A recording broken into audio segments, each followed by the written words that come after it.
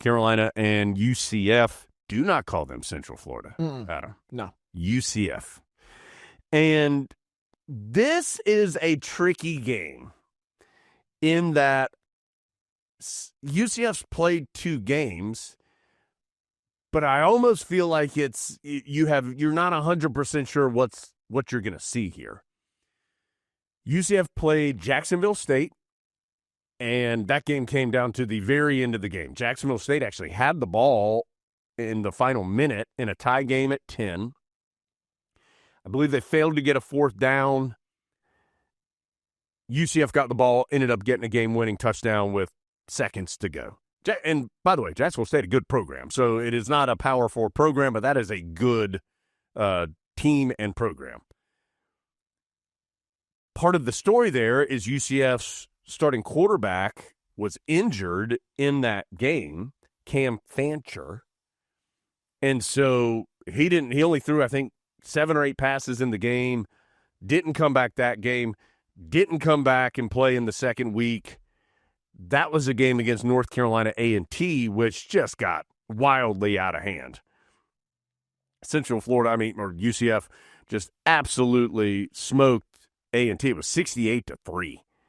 And there are just some comical stats from that game. It's like one of the running backs, Jaden Nixon, had something like 150 yards on 6 carries. It was crazy, the numbers from that game. So I think that game, unfortunately for A&T, got to the point where it's not even really useful for Carolina. It was so one-sided. I'm not even really sure what you get out of it other than to look at personnel and things like that. Then UCF had a bye week. They did not play last week, a very early open date in the season. So, Adam, you just don't know a lot about this team. Mix in the fact that they are in a similar situation to the Tar Heels with a first-year head coach, Scott Frost, who, of course, has been at UCF before, had the great run in the mid-2010s, had the undefeated season in 2017, went to Nebraska, and for whatever reason, felt like that was a slam dunk, but for whatever reason, it just didn't work with Coach Frost in Nebraska, of course, where he went to school. So he was out for a year or two, was an analyst or something in the NFL last year, and now he's back at UCF. So he's back with a new staff. I think they have over 50 new players, just like the Tar Heels have a bunch of new players.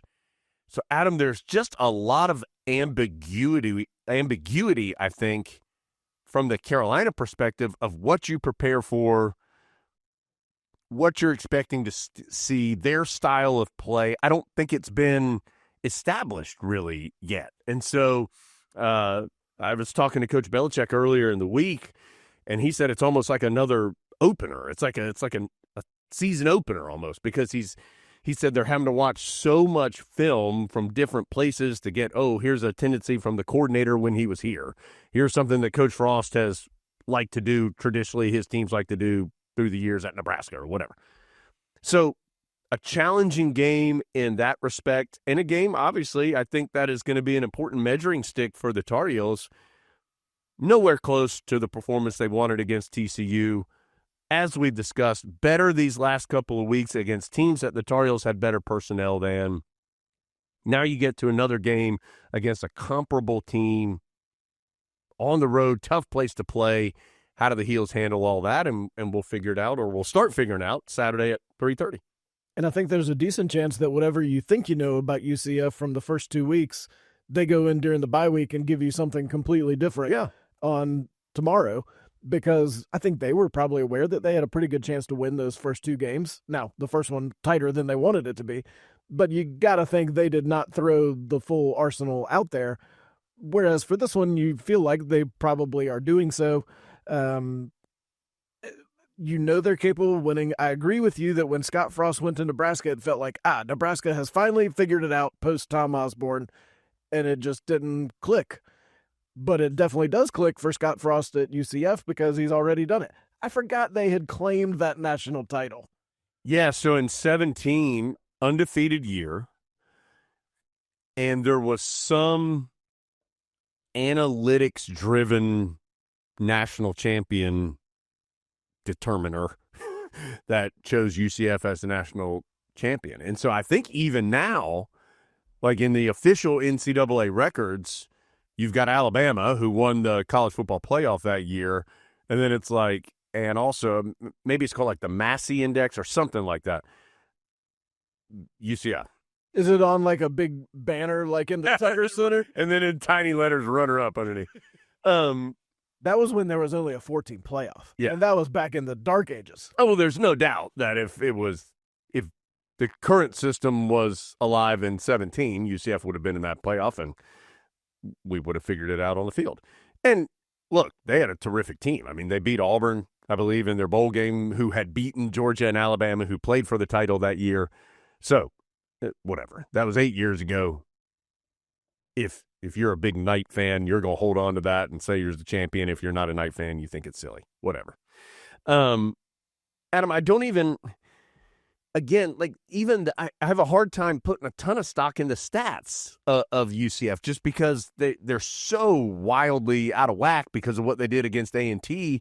I mean, you're looking at them averaging almost 500 yards, 230 yards per game on the ground, but they're coming off a game where they rushed for more than 300 in the game against A&T. Now, Scott Frost's teams traditionally have been very good offensively. But again, I just find it hard to really know for sure.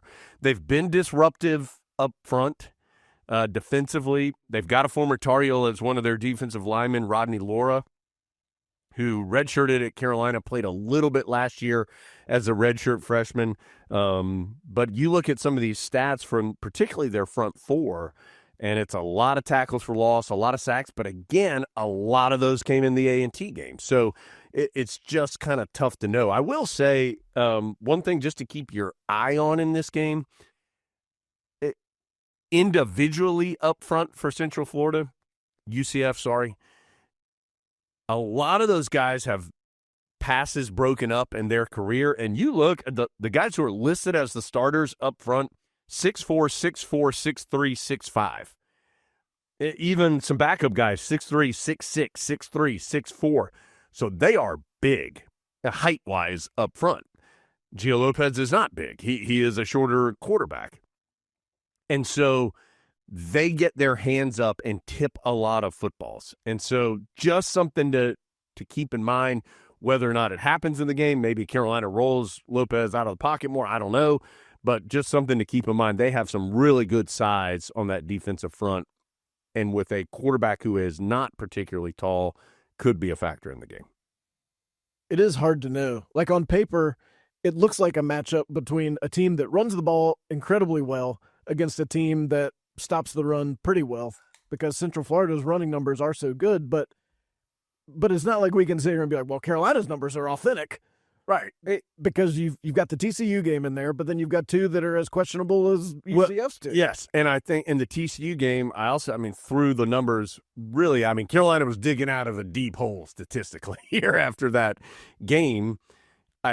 As we've discussed, absolutely think the Tar Heels have played better and are getting better, but it's time to see it against better competition, and so you're going to get a better feel for where the Tar Heels are. And what an interesting moment of the season, too, because you have this first open date come up. Remember, the Heels have a weird schedule.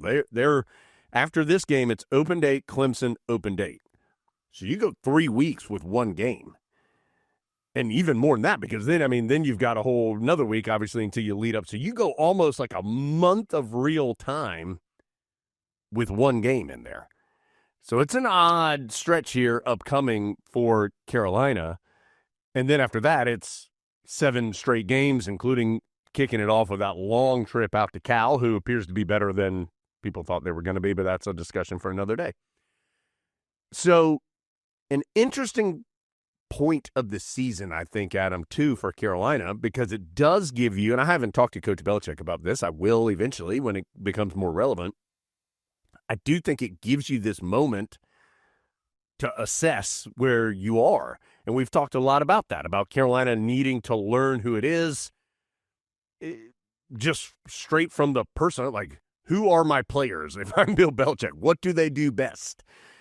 And so I do think it gives you this opportunity to sit back and do that starting after this game. And so do you make adjustments? Which direction do you go? All of that is going to start. I mean, it occurs all the time, but I think it gives you a really clear, definitive spot to do some more of that after this week.